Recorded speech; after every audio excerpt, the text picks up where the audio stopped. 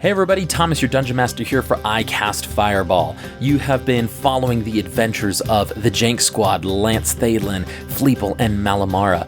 But this week, we're going to do something a little bit different.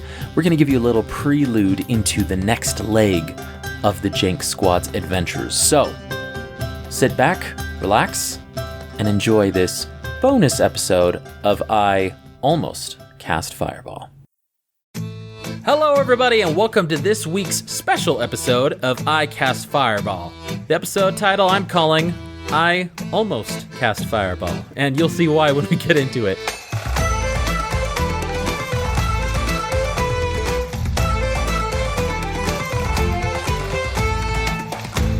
I'm Thomas, your DM, and today we have a special surprise for all of you. Around the table we have Mortar Gunaman and Bricksmith.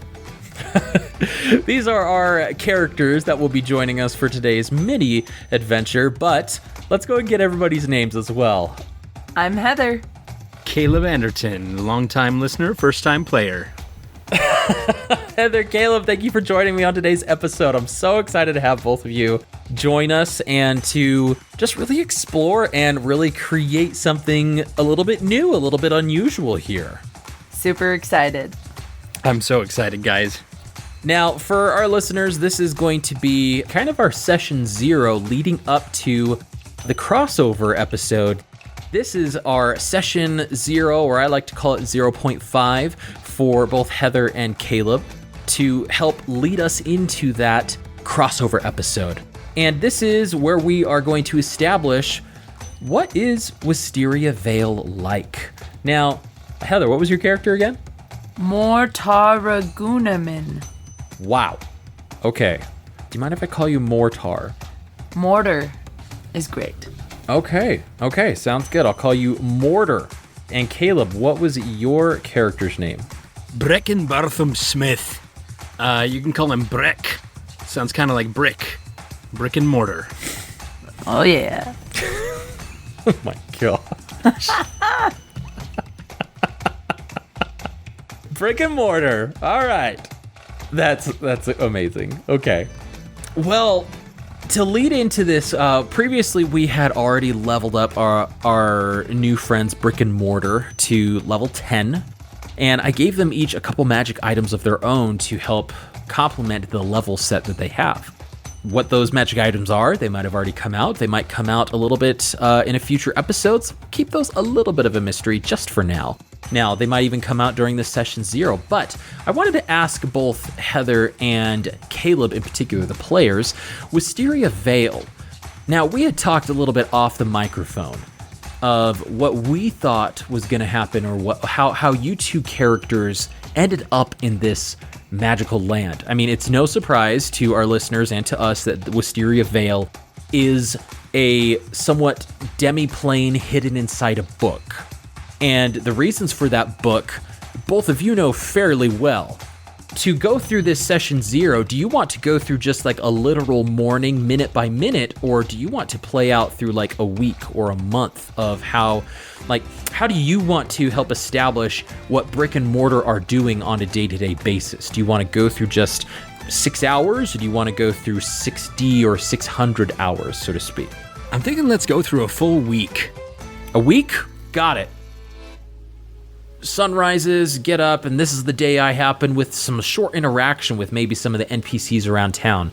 Just to jump right into it, some of these NPCs are a little bit strange. They really are, if Brick and Mortar had maybe played video games, they could really feel that these were actual NPCs from a video game, because some of their movements are a little static and some of these their responses are a little bit canned, but there are those few individuals that seem to have a sense of self-will or a sense of sentience beyond some of the maybe more common NPCs of the town.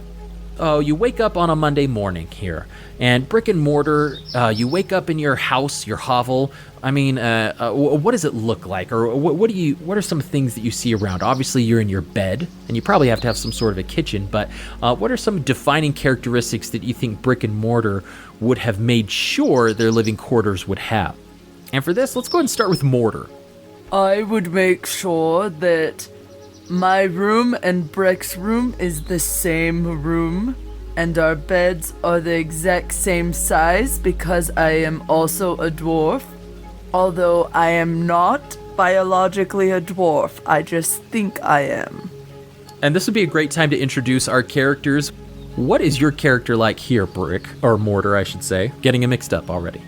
I am a minotaur, a huge 6'7" minotaur, long-horned, long fur, dark golden brown with blonde highlights. Ooh, natural blonde highlights. There's no messing up. There's no dyeing of the fur for you. It's all natural beauty there. It is. It's all natural. Just came from my mother and my father's side. It almost looks like a calico cat. A little bit of red in there, maybe. Excellent. And you mentioned your mother and father, so you were able to know them to some degree to know this information? This is what Mortar has made up in his mind. He never met his mother and father except at birth. He was stripped away from them. Okay, and we all know that we can remember everything from birth perfectly, so... So Mortar, having perfect recall, knows for a fact, at birth, before he was stripped away, that his highlights and that he gets it from his mother and father's side. But he also believes that it was a god playing a blessing on him, so he looked like his brother Brick. And so, Mortar, as you stand up in this very short room, I mean, you said you're what, 6 feet tall, or was it 7 feet? 6'7". 6'7". As you stand up, your fists touch the ceiling, and you actually have to curl them because it's exactly like Brick's room, and so it's not quite tall enough for you to stretch out completely.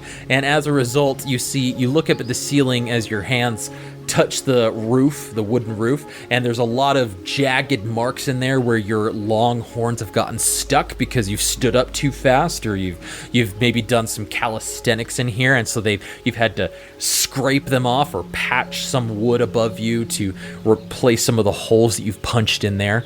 But you look around to your small, quaint little room. The bed, one of the legs has broken off again, which is not uncommon. So you just throw a little bit of brick under there to prop it up. And you kind of look around, very proud-like, and your snout.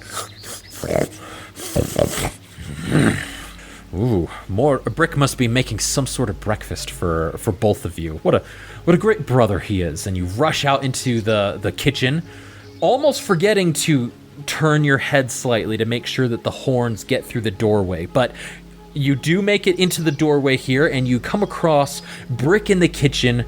And Brick, what sort of a meal, or like how have you approached this day to where you have created breakfast for your brother, Mortar?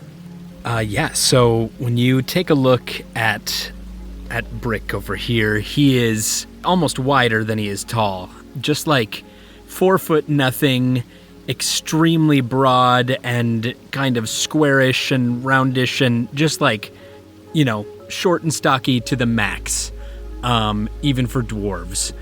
And his hair, and he has a lot of it, just long, absolutely golden, wild and curly, all the way down to about his waist from his head, his beard as well. Sometimes he'll kind of tuck it into his belt, but it's also just wild and curly. Same with the mustache, which is very distinct, and the eyebrows even as well, and the arm hair and everything. When Breck here turns around, you see nothing but his nose, just a roundish, squarish, red nose sticking out of this tangle of hair.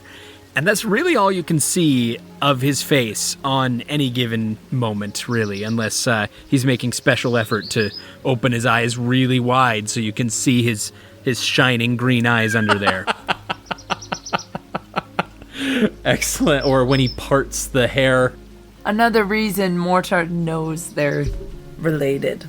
Yes, the and green Mortar, eyes. You have allowed your hair to come down very much like not quite, I don't want to demean Mortar to the part of like being like a bearded border collie, how like how the hair like covers the eyes, but like you've allowed that really to just grow out as long as possible to also try and like cover. And your nose is so pronounced, there's no way that it's going to be blocked because it's just, I mean, it's a long jowl there. But Brick has definitely are in the kitchen here. And Brick, what sort of meal have you made today? He's, walking around in nothing but his long johns and an apron out here.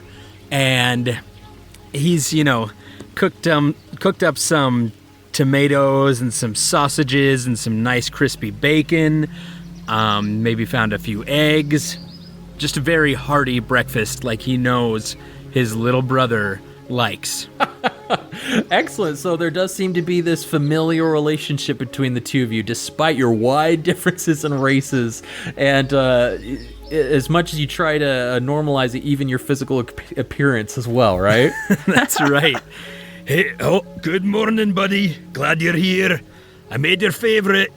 Oh, Brick, that was so thoughtful. Oh, 1 second.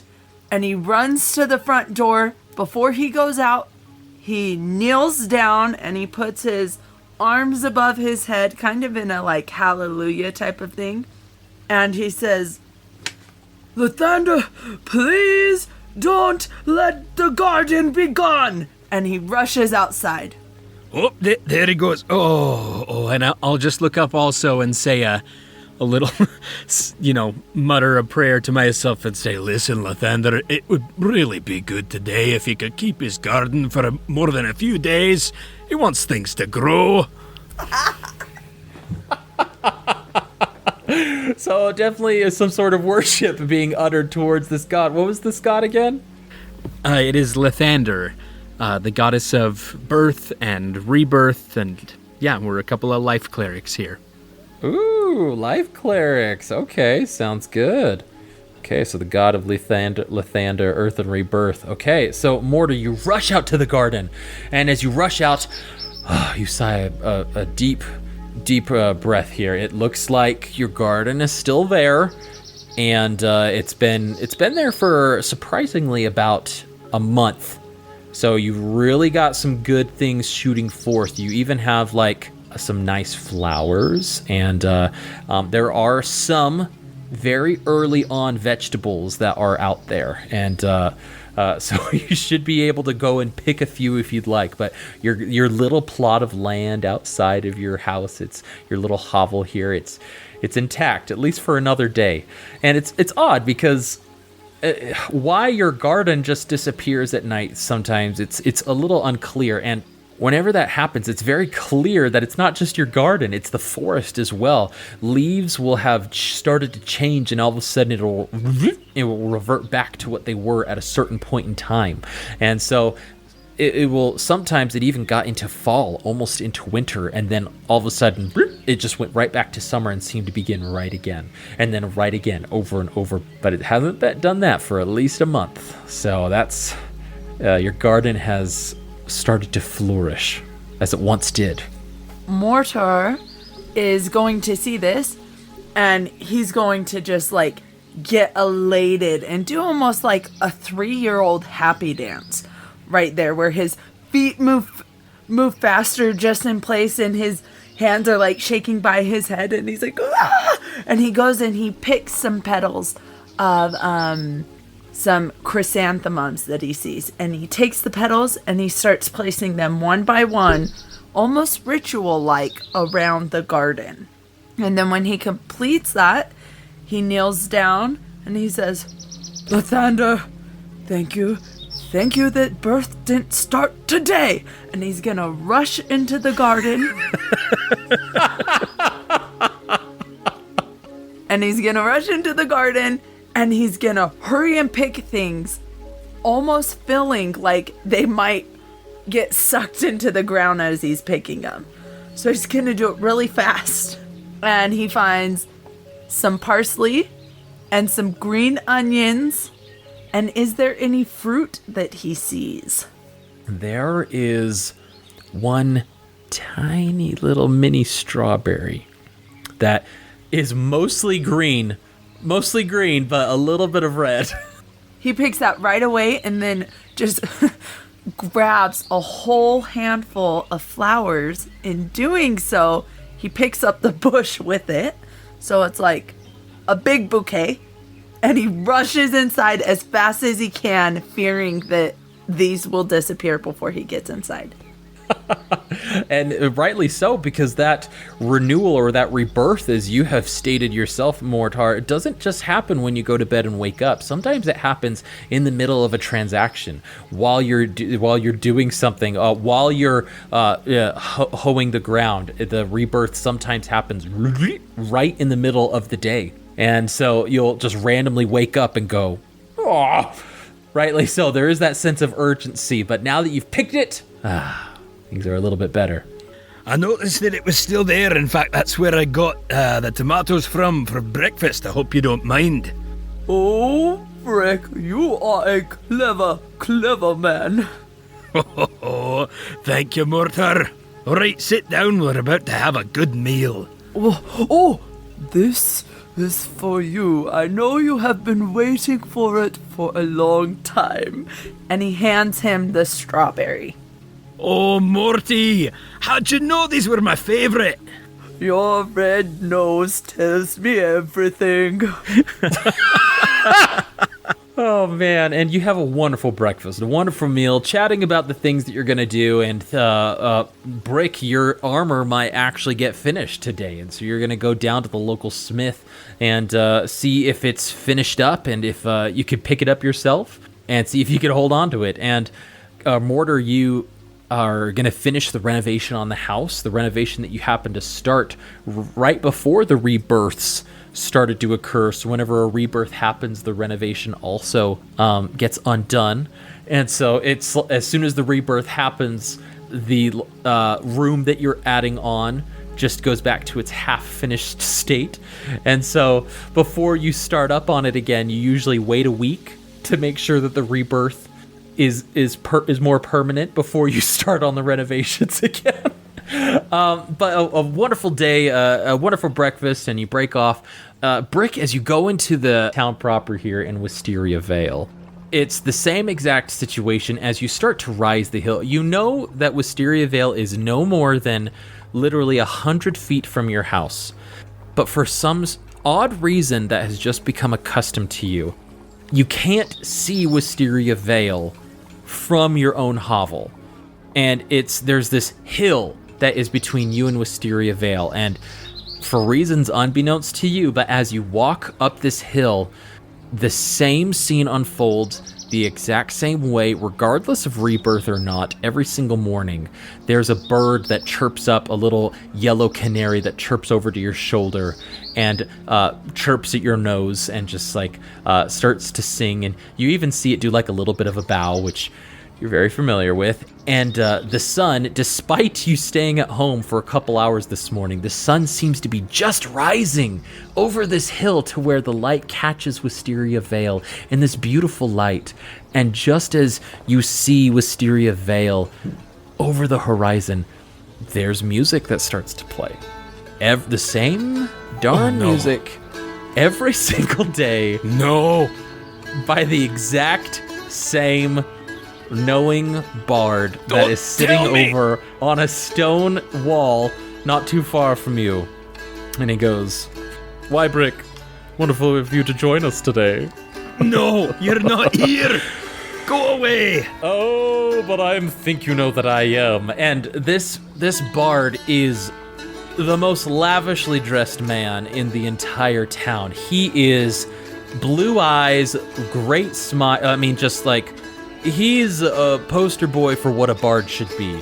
His teeth literally gleam in the sunlight as he smiles, and he just laughs and he goes, and he strums his little lute that he has. But as he strums, it's not just his lute that's playing. There's like a whole symphony of strings and horns behind him that play the same chord and start to play this progression of music as it builds and builds. And he starts to sing the same thing he sings every single day. I angrily mouth the words along with him. Just not Mockingly. able to.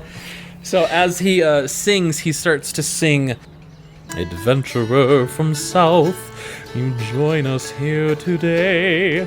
Here in Wisteria Vale, you'll never go away."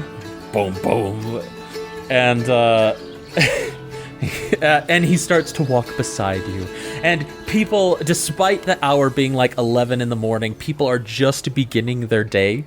So like they're just coming out, and the baker's like coming out with this tray of like of buns, and like the woman is opening up the window and like fanning out a rug or like some laundry. You did that yesterday. I'm pretty sure it's still clean. Please join us in our town, a glorious gem, as the people come to say. And Bonjour. the rest of the morning. Definitely the vibes I was going for. And the morning progresses exactly as the same. You rush through the streets to get away from this man. We'll call him Tyranny. Tyrion? The Magnificent. You could call me Terry for short. As he stated, That's a woman's name. "Not where I'm from, friend." You little prissy pants. And these are just little vignettes that you've had with him over the months. Every single time he gets you into an honest conversation, he just shares. And I imagine like this is where we cut to multiple days of the week, to where he just asks simple questions. And he goes, "I've never seen your eyes before, Brick." And you rebuttal him with a curse or things like that, and just that's been your life. That has been your life here in Wisteria Vale, where Terry Ann just tortures you, but at the same time comforts you. He doesn't leave you to rot. He and Mortar, you've had your run-in with Terry Ann as well, to where you've been grieving about your flowers, so he actually comes to your little hovel. Not very many people actually come to your hovel. It's sort of like a place of sanctity, unless you invite them, and Terry Ann has come to lament with you. Much to my chagrin. And not recalling that there was a garden there previously, but Mortar, you being a sensitive soul, of course I'll sing a little sonnet, I'll sing a ballad for you in your hard efforts. Mortar, what is it today? As he comes to you another day and describes, and you describe how you were halfway through the renovations and the rebirth happened again. And you found a friend in Terry Ann from time to time, Mortar. He's been someone that you can rely on, a shoulder to cry on, so to speak. And you don't understand why Brick is so fed up with him. I don't approve in your choice of friends. Oh, please, Brick, just this one. Yes, Brick, just this one. All right, but I'm plugging my ears with my hair. Oh, well, I can sing loud enough to get through any of your earmuffs. And then he goes into this 80s rock ballad about your lost renovation. We jumped all over the place. We were experiencing your life, Brick, these are all flashing through your mind as you're walking through the town. You've ran past Terry to the blacksmith, and the blacksmith, as you walk up, you just hear the rhythmic king, king, king, king, and it's exactly rhythmic all day long. It doesn't change rhythm whatsoever unless you go in to interrupt them. So as you go in, you see another dwarf. King! King! And this dwarf is blonde, yellowed hair. Also strangely has blue eyes. And hair, very nice. No hair is out of place, even though he works in a kiln and a blacksmith all days long. His hair is pristine. His clothes have the same 3 smudge marks on him. King! King! And you can walk up and interact with this dwarf. Well, hello there, Glasham. How goes the work today? And Glasham turns immediately and like, almost like very quickly drops the mallet and goes, "Ah, well met, traveler. Good to see you here. How can I help you today?" And as he does, he just has like this smile on him as he like sways back and forth, like looking at you, like with just this painted on smile, very much like he does this every single time. It's like the animatronics in It's a Small World. Kind of, actually. Kind of, yeah. And if you don't respond, like if you just stand there and groan, he goes, "Why? Mighty fine sword you have there." It's a hammer.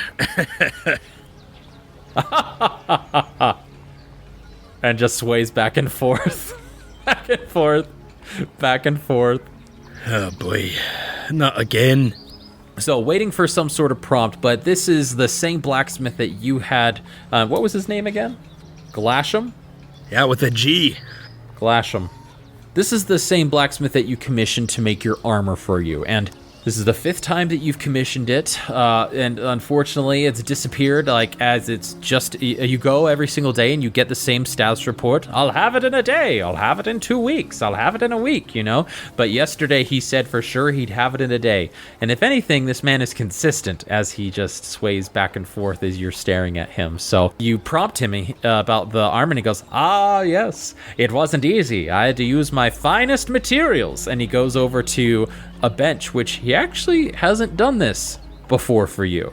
This is a brand new cutscene. I mean, brand new action, if you will. This is new. Morty, he's never done this before. Come here, I want you to see this. Mortar hears it. Yep, absolutely. It's only 100 feet away at the top of his lungs.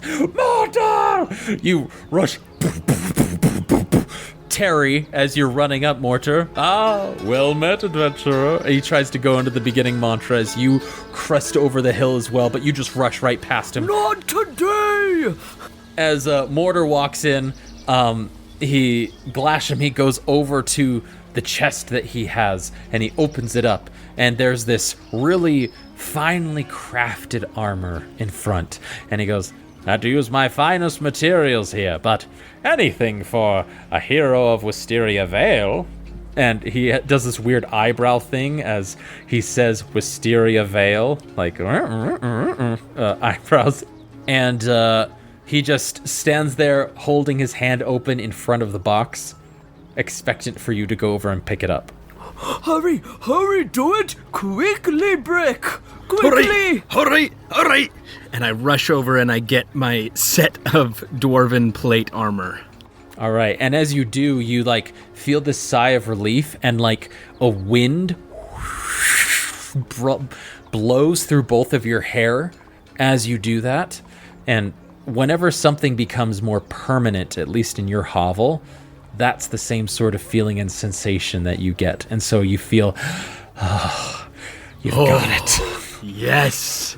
And I'm admiring it in the sunburst motifs over. Lots of it is, pretty plain, dark grays and blacks and browns and things like that, except for the sunburst across it in various places, at the top of the plate boots and on the shoulders and in the center of the chest, just this beautiful sunburst, like the symbol of our goddess that we worship. Excellent. So there's a sunburst motif throughout the entire set here. And Mortar, you're just in tears. The garden is there. The armor's finally been commissioned. It's just rebirth, not today, but in a way, it is another type of rebirth, with finally a new item being acquired. It's a good day, Morty. Like you said, sobbing. Like the tears are drenching his fur, and he's holding back the forehead fur that was covering his eyes, just holding it back so it doesn't get wet, pulling it, on top of his forehead by his horns, and he just says, "Brick, this is the first time you got something for yourself to keep. And you deserve it." And he's just bawling. You see a few tears dripping off the end of my red nose into my beard to dissolve there, and Yep. Thanks. Thanks for encouraging me to keep coming back and keep putting in the order, because I wouldn't have done it if it weren't for you. That's just like you taught me. The rebirth always comes. Thank you, Lathander. And then out of nowhere, the tears stop. He, completely changes, stands up really quickly and says, "We shall celebrate at the big mansion. Today's the day." And he rushes out. I'm feeling it too, buddy. We've never gotten there. Yeah, indeed. Wisteria Vale is a very much a people's town to where people are milling about doing their work, going about their everyday business, which, when you were bored for a couple months, you actually mapped out their entire routine as well. And so some of they're going to go there, and then they go there, and then the water spills on their knee, and they pick, and so you're able to quickly navigate. Although it's a bustling street and there are people walking through, both of you have timed it so perfectly. You just walk through the wagons, and you dodge around the children that are running by and things like that. Thomas, during this, I have this special belt that on the back of it has this almost like a lip to the back of it, where it's maybe 4 inches that comes back, and there's these hooks on the side, and all of a sudden while they're running, Mortar's gonna turn and say, "We can use this today," and he picks up Brick and puts him to his back, and Brick's new armor clicks into that belt, so it's kind of like a standing saddle. Like a baby carrier. And he just wants to bolt through the crowd with Brick, riding him. Letting the wind blow through my beard and my tangly hair, you can see a bit more of my face with the speed we're picking up. All right. So with this unique baby carrier that both of you have fashioned to be used with this newly acquired armor, you rush through Wisteria Vale to the outskirts, kind of the outskirts. Well, hold on, before I say that, actually. Give me a second. Yeah, a little bit to the outskirts. It's away from the marketplace to the northern direction. It's near the edge of the woods, but this is the manor. It's not quite a castle, but it might as well be a mansion compared to all the other hovels and stores and shops that you've got around here. And as you walk up, this is a very intricate manor. I mean, it is very nice, and it stands out as the biggest and the most ornate building. It's one of the only 2-story tall buildings, and it's made of white stone that seems to gleam when the light catches it. And as you both walk up, Terry's there at the manor himself, going, "Ah, adventurers, here to admire the majestic beauty of the manor." He goes into the same exact mantra that he does every single time you enter. He slowly has his own pattern as he goes through this monologue, slowly touching and tracing some of the white stone. "They say this white stone came from all the way to the north, past the majestic forest, to where only the most noble of workers were able to craft it and coax it from the mountain." Out of character, Mortar takes his hand and puts it over Terry's face and just shoves him. As you put it over his face and goes, "They say that," and you're just down into the ground. And as we go past, I'll yell, "Not today, Terry the platypus. We're going inside." I love that you said that, because when Thomas was describing me waking up, all I saw was Doofenshmirtz's robot, who punches a hole in the wall when he wakes up and then puts his bed over it so you can't see. Norm. Yes, Norm. Oh, Norm. So good. Shout out to Phineas and Ferb. Yes. Okay. So as you both walk up to the manor, you have tried, both of you have been here for 5 years in Wisteria Vale. And during the 5 years, you have never been able to make it into the manor. For some strange reason, and it wasn't just the rebirth, because the rebirth only happened a year ago. But for some strange reason, even the 4 years prior to that, your entrance and trying to get into the manor itself has been halted every single time. You go up to the doors, it's locked. You knock, the door opens and you're rebuffed. You try to break the door down. As soon as you break it, you enter in and then immediately get thrust out into the road. And there's just blackness as you look into the windows. You can't quite see what's inside. It's very odd. It's very magical, if you will. You know that it's not something that you've been able to make your way past. This is the one place in Wisteria Vale that has been a secret to you the entire 5 years that you've been here. But you have acquired a new item. There's something permanent that has been made in Wisteria Vale, and so this is a wonderful opportunity and chance for you to try getting into the manor yet again. Mortar, if there was ever a day that we could get inside, it's today. We've got a garden. We've got some armor. We can do this, buddy. Here, here! And Terry in the dirt, face down. And only those that have been invited to... Just continuing his monologue and his mantra.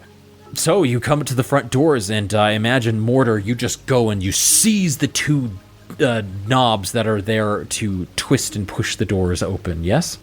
Yes. As you grab both the handles and you push inwards, all of your strength, you will need everything, but you are so confident and you push! And the doors are locked again. I am taking out my great axe. Ooh. Describe this great axe to us. This great axe is really tall. It's about, it's half of my height, if not more. I hold it double-handed. On the bottom, it has this really ornate orb that almost looks like it's gold of some sort wrapped around, and then it's like wrapped around the bottom into this orb, and then it almost looks like a snake coiled. And then at the top is just this beautiful great axe that looks in pristine condition. Okay, excellent. So if I'm understanding, the hilt, like most of the shaft is straight, but then there's a little bit at the bottom near the orb that is wavy but stiff. Is that right? So I'm envisioning like it's almost like the staff of it, right? And then the very bottom, there's a wrap of metal that starts to go down, and then the metal forms this orb at the bottom. Oh, okay. So the orb itself is like a snake coiled into a orb. Yes, at the bottom of the hilt. Cool. Excellent. Okay, that's cool. All right, you got your great axe. I imagine you want to do some damage here. Yes, but I'm going to turn to Brick and say, we have to do this together, brother. All right, so from on top of my my baby carrier mount here, I'm gonna whip out my warhammer. Okay, and what does your warhammer look like here? This is a fallen star warhammer that was made from a fallen meteorite. So lots of it is just dark black, the metal that fell from the sky, but there are veins of gold that shine through it. Excellent. And both of you attack. Whether you're in the baby carrier and you can attack that way, but both of you get out, and as you walk up to the door, I imagine you're quite upset.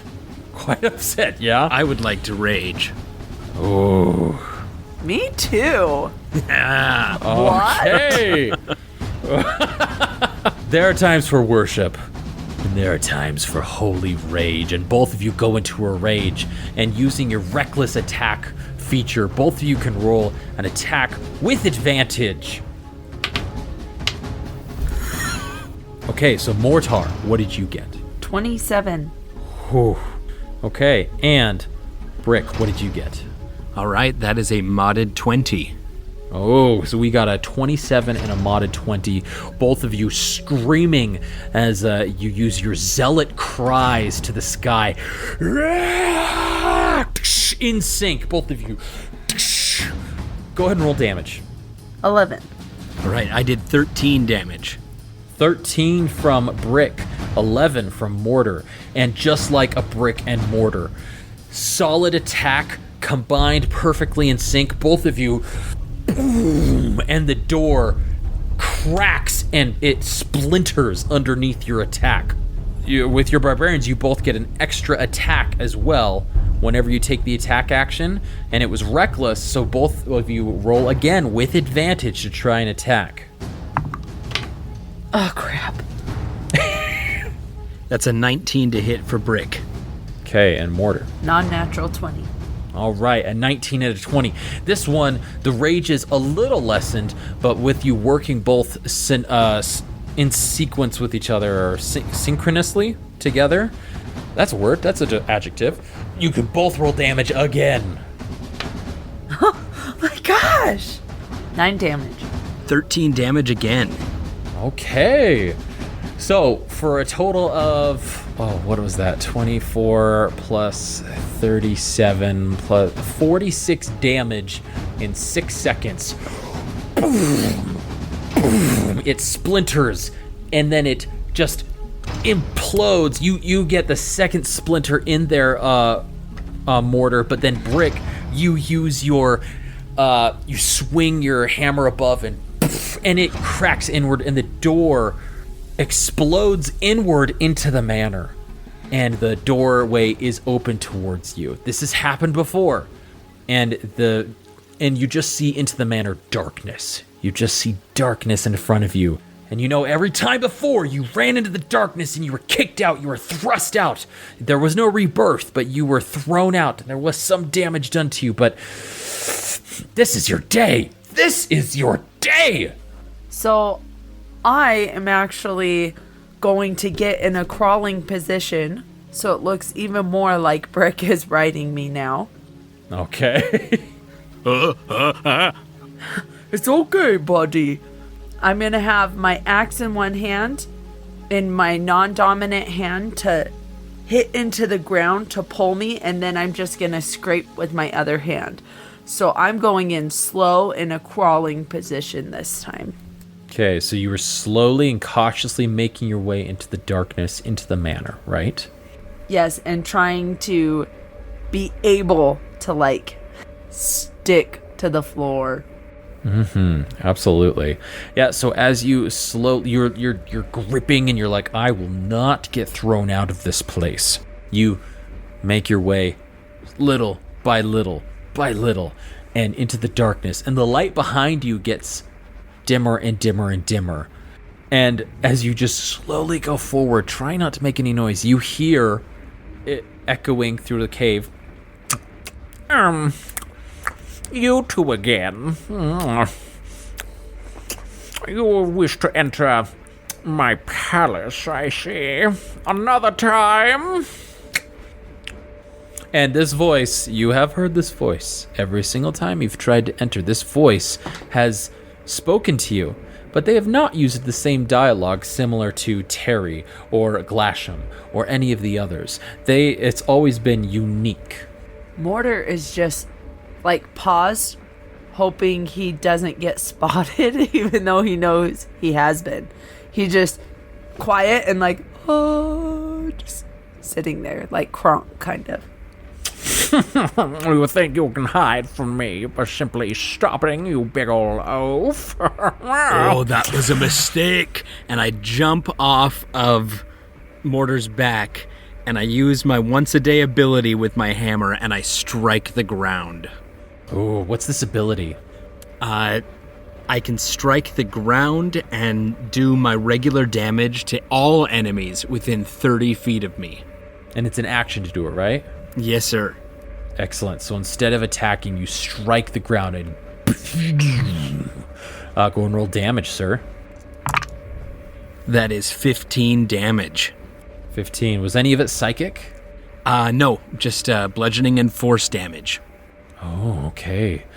As you do 15 damage, you feel the shockwave, and both of you actually, you can see the darkness start to ripple away from you, and you see this tiny pocket of light start to open up around you. But then just as soon as like the shockwave like stops, it clings to you again, and all you can see are your own bodies and each other, and the voice, You think that you can enter in here just willy-nilly? Be gone with you! and this is constant, as it says, "Be gone with you." Both of you feel just and just get thrown out of the manor, and you sail. As you sail out of the manor door into the air, magically Terry is sailing beside you. Oh no! As he's laying in, so like floating, laying down like in the sky, and he goes, "Danger is near, danger is now. You're falling to the ground, and it's gonna be ow." This is like Brick's personal hell. Oh, it really is. It really is. And as Brick, you are sailing with your arms folded and just not like trying to catch yourself, just like more upset than anything.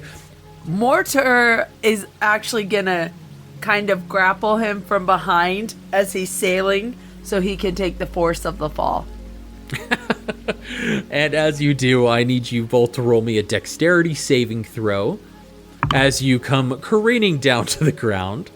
Now, as barbarians, both of you have what's called danger sense. So, whenever you see a danger coming near that is, you can see it coming, you can roll dexterity saving throws with advantage specifically. But that's only dexterity saving throws, so it's not like constitution or strength or whatever.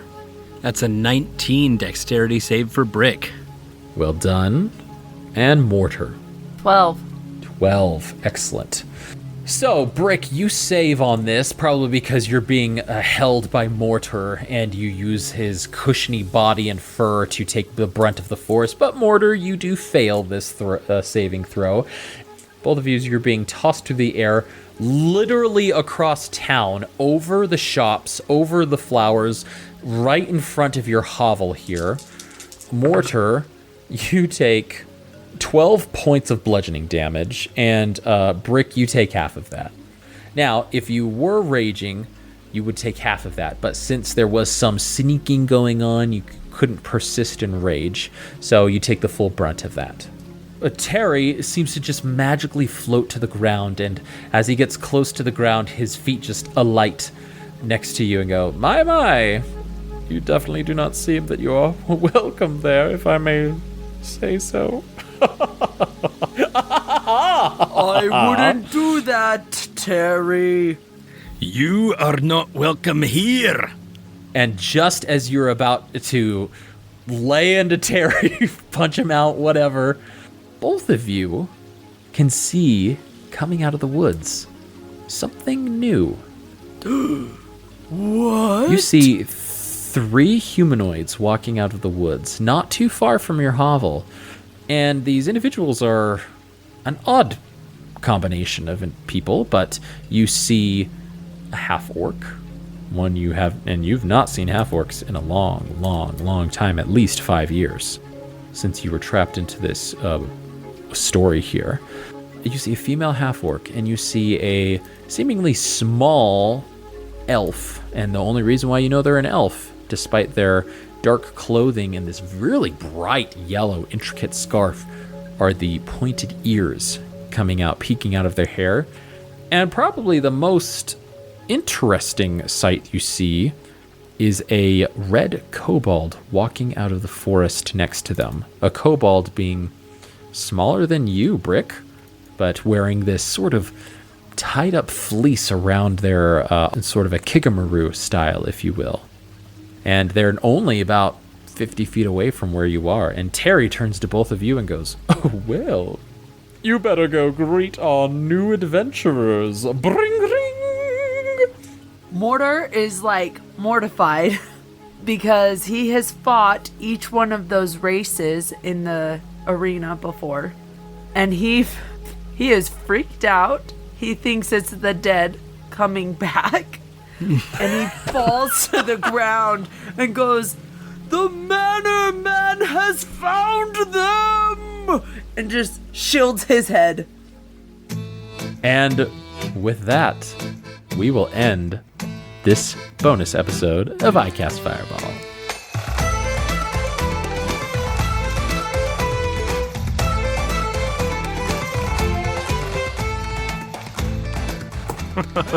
Oh, man. Oh, well, we started out to do a week and we did half a morning. That's okay. It's just all been the same, pretty much. I was gonna say that's how we feel every day. We start out to do something. There you go. Every single day that happens. Oh, what fun. Heather and Caleb, thanks for joining. I'm so glad that we are getting you in on this leg of the adventure here. And how many episodes that is, listeners, you'll just have to find out. But just really appreciate just what fun it was to explore more about Mortar and Brick and see what their everyday is and what the everyday of Wisteria Vale is with Terry and with this mysterious figure in the manor, if you will. I hate that guy. Well, I think we'll about wrap that, and we'll see both of you on the next episode. Awesome. Thanks, Thomas. Thank you so much. Well, everybody, thank you again for listening to this week's bonus episode of I Cast Fireball, what I dub I Almost Cast Fireball. We hope you've enjoyed listening as much as the three of us have enjoyed playing. It's nice to get new faces, new characters, and just new ideas going into this wacky little side adventure that we've got going on here. From wherever you get your podcast from, please leave us a review. Not only does it help us know that you like what we're doing, but it boosts our ratings and gets us into other people's recommended feeds so that other people can discover the amazing baby carrier that Mortar and Brick use to charge into a manor.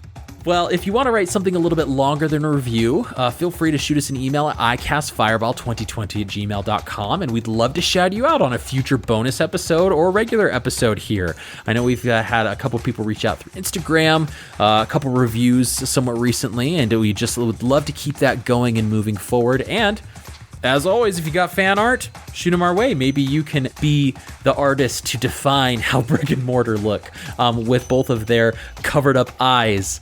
Now, to get the most recent up-to-date content, as always, follow us on Instagram and Twitter with the handle ICastFireball20, and there you could get sneak peeks of us coming up with this fun world of Wisteria Vale. I know that we actually homebrewed a few magic items here that you'll see in a few upcoming episodes, and so you'll want to stay tuned for some of that here for both maybe Brick or was it Mortar? Who knows? You got to check us out on those social medias there.